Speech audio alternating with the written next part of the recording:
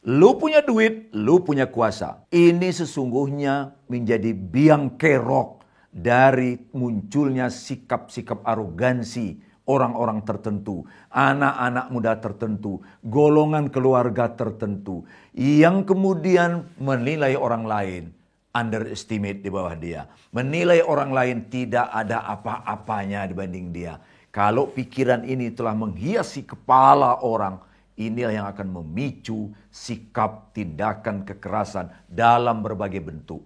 Tidak ada hormat pada orang lain, melecehkan orang lain, menghina orang lain. Kalau ini dibiarkan, ancaman serius bagi republik ini.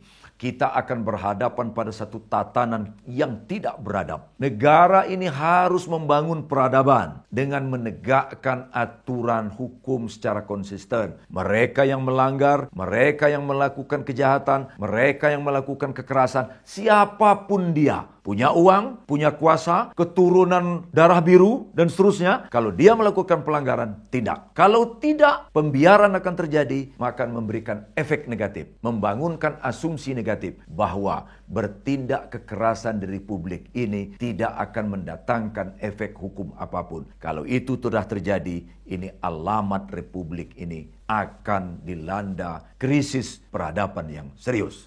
Ini PC Demokrasi pada channel YouTube Mahfud MD. Saya Superman Marzuki.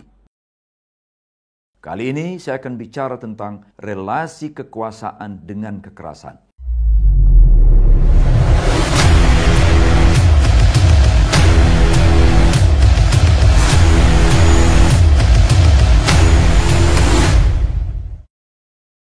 Dalam beberapa minggu terakhir, jagat republik diguncangkan oleh kekerasan-kekerasan yang terjadi di berbagai tempat dalam berbagai kasus. Yang paling menyolok dan mendapatkan perhatian publik adalah kekerasan yang dilakukan oleh orang tua, atau lebih tepat kerabat seorang peserta koas terhadap senior koas, hanya karena terkait dengan jadwal koas yang dia tidak setuju. Si anak pengen diatur jadwal koasnya agar dia bisa berlibur ke luar negeri.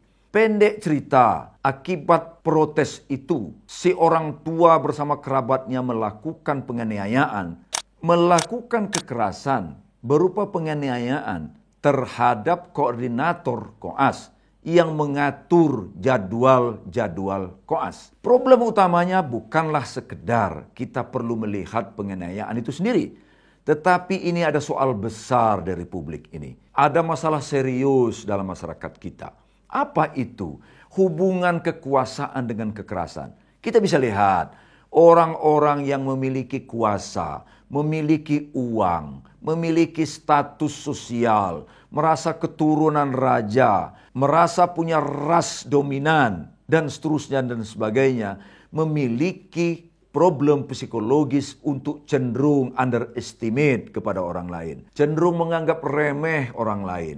Menganggap enteng orang lain. Gak ada respect, gak ada hormat pada orang lain. Terutama kepada mereka-mereka, kepada orang yang dikategorikan oleh mereka yang punya kuasa ini sebagai orang lemah, orang miskin. Kita ambil contoh bagaimana majikan memperlakukan buruh, bagaimana majikan memperlakukan pembantu. Hubungan-hubungan dominasi karena pandangan dia memiliki kuasa, memiliki uang, tampaknya telah merubah karakter orang-orang tertentu sehingga mudah sekali memunculkan perilaku-perilaku kekerasan pada orang yang mereka anggap lebih rendah statusnya, lebih rendah golongannya, lebih rendah keadaan dan kedudukannya dari dirinya.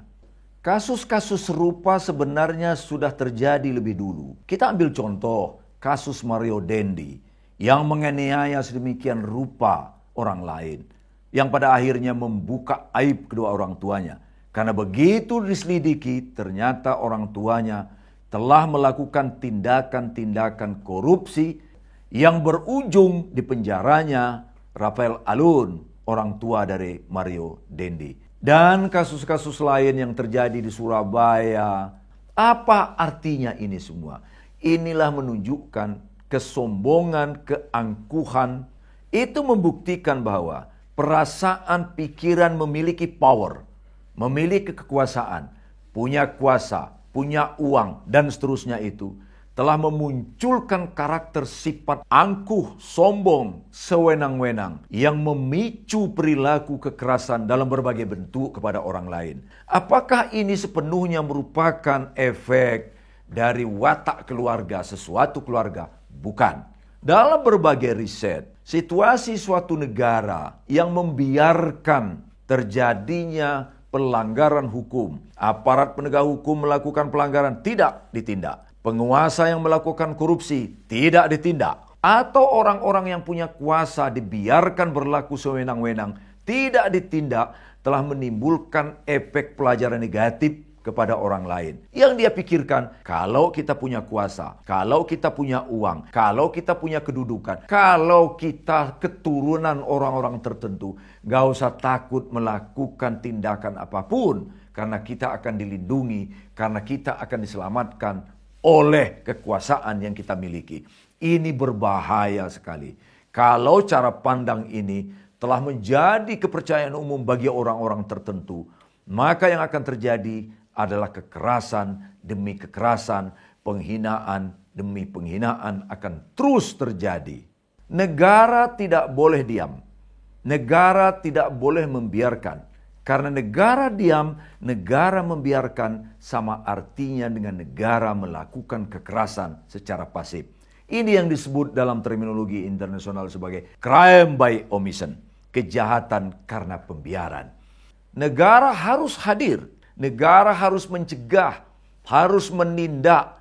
Karena kalau negara diam, negara membiarkan, sama artinya negara ini melakukan kekerasan, melakukan kejahatan, membiarkan kesombongan, membiarkan kesewenang-wenangan, sekaligus memelihara kecongkakan orang yang merasa gua punya duit, gua punya kuasa. Ini berbahaya bagi masa depan Indonesia.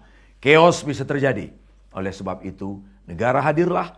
Negara jangan hadir ketika nagih listrik. Negara jangan hadir ketika PDAM nggak dibayar orang. Kita tidak butuh negara semacam itu. Negara harus hadir ketika problem bangsa ini begitu rupa mengancam kehidupan masa depan rakyat Indonesia.